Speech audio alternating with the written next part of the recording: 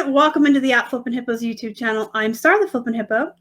Yesterday, we touched upon the pros of reselling used or thrifted clothing online, whatever platforms you sell on, eBay, Poshmark, Mercari, etc.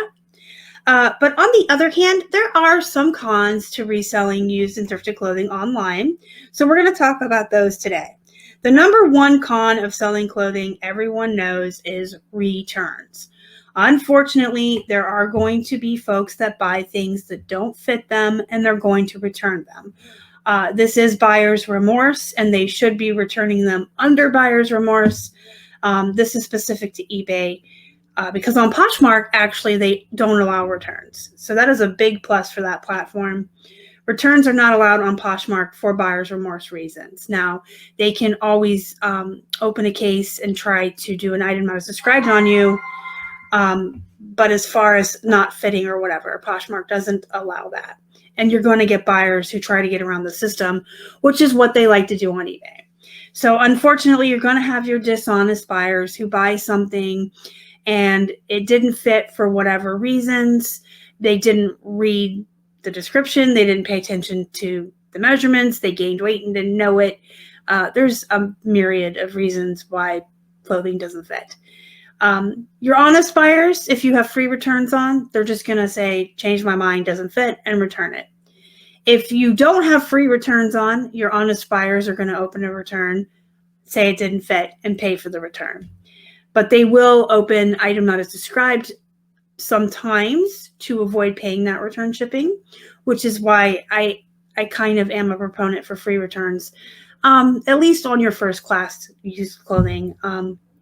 We turned free returns on a long time ago when they first came out, and we didn't see an increase, knock on wood, in our returns, but we did see an increase in our sales. Allegedly, if you have free returns on, you do get a boost in the search algorithms, and they say that psychologically it does something to the buyers that increases their chance to buy from you because it looks like you're more confident in what you're selling because you're willing to take a return and pay for the shipping.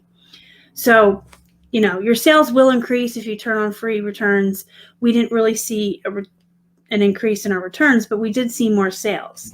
I wouldn't recommend doing it on hard goods or heavy items.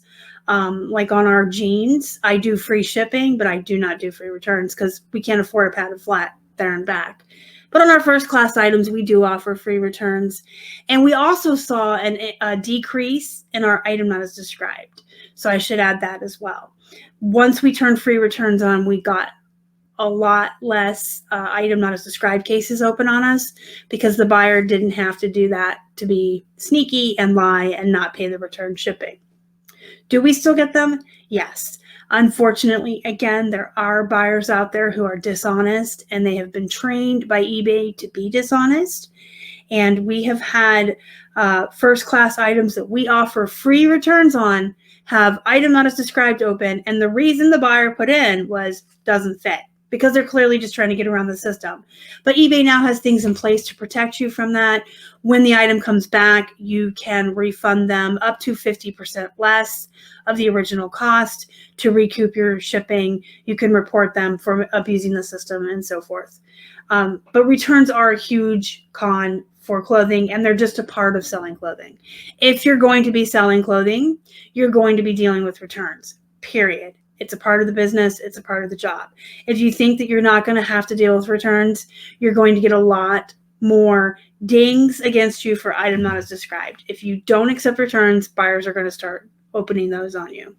So even if you're iffy about the free returns, at least offer 30-day buyer paid returns just to try to avoid getting all those dings on you for defective and not as described. The second con is fashion changes really quickly, and that is a con if you have a trendy posh closet or you're trying to stay on top of fashion. Personally, I'm #fashion dumb, and I just sell what I know sells for me. I kind of have a theory that, yes, there are folks out there who stay on top of the fashions and they try to wear what's now, what's in. They pay attention to the brands that are trending. And then there's people like me that don't care. They just wear jeans and t-shirts, and they know it's comfortable, and they know what brands they like, and that's what they're shopping for. You also have older women who don't care, grandmas, for lack of a better word, that are shopping for the pull-on polyester pants and blouses from brands that aren't that great.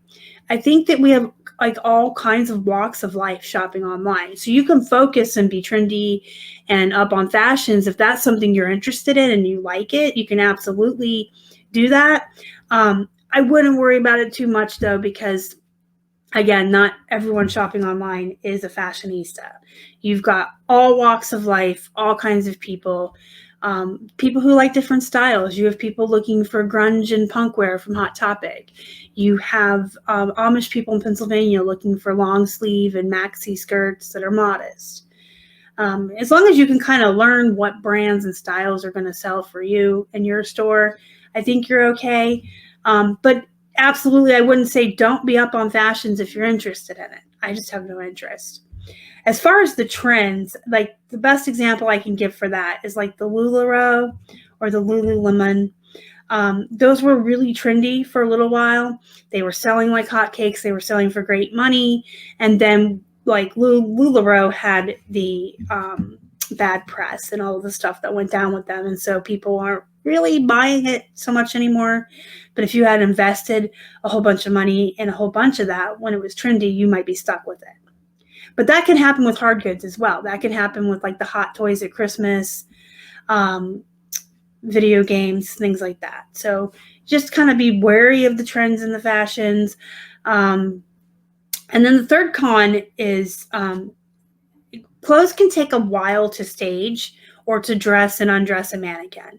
So even if you're doing flat lays or doing stuff on hangers, it's still a little more time consuming than taking a picture of some shoes or a picture of a coffee mug or a plush and just, placing it there and taking a photo. Clothes you kind of have to stage, whether you're hanging them up, arranging the flat lay to look nice, or you're dressing and undressing a mannequin, which I personally think is the biggest con. I hate doing women's tops for that reason, and I do dresses on hangers for that reason. I will do tops if I have some that are worth money or find some good ones. But I try to stick with jeans and things I can do on hangers. I think it's because of my back, and it's just so tedious. I don't like dressing and undressing the mannequin. That is a definite con. The fourth one is measurements. I mean, you've got to provide measurements to help folks find the right size for them and to help alleviate those buyer's remorse, didn't fit returns. But the downside of that is not every buyer is going to read everything. Some people just don't pay attention and just don't read. And I can tell you at least every other day, I'm getting a message asking me for measurements that are right there in the description. Like I provide 7 measurements on jeans and I'm all the time getting messages. What's the waist? What's the inseam? And it's like, well, it's right there. People just don't pay attention. So you need the measurements, but at the same time, it's like you're spending all the time doing it, and a lot of people don't pay attention. But for the people that are going to pay attention, for the people that know their measurements and know what they need, you are going to alleviate some returns by putting those in there. And they can protect you on returns, and they can protect you on negative feedback. So we recently had a negative feedback opened on us because the pants didn't fit. That was legitimately her complaint and her negative feedback on eBay. These don't fit. I can't use them. So I called eBay and I said, listen, first of all, we have offered returns on these. She didn't reach out to get a return and a refund. And second of all, we provided 7 measurements in the listing as well as several photos of the tags and the size. And they were able to remove the negative feedback for us because of all of that. So having measurements can protect you as far as that goes, and they'll protect you on Poshmark as well if they're complaining, trying to get around the system of no returns. And finally, the 5th con is finding those really great brands. I know there are some of you that watch this channel, and there are some resellers who just for whatever reason are lucky. Maybe it's where they live, but they can go out every day sourcing and come home with those Bolo luxury money brands, as I like to call them, and that's great, but not all of us do. And I've done a lot of videos about this, the bread and butter, the filler items versus the luxury. Where we live, if we only sourced for those luxury and those Bolo brands, we would be listing 2 items a week. That's just how it is.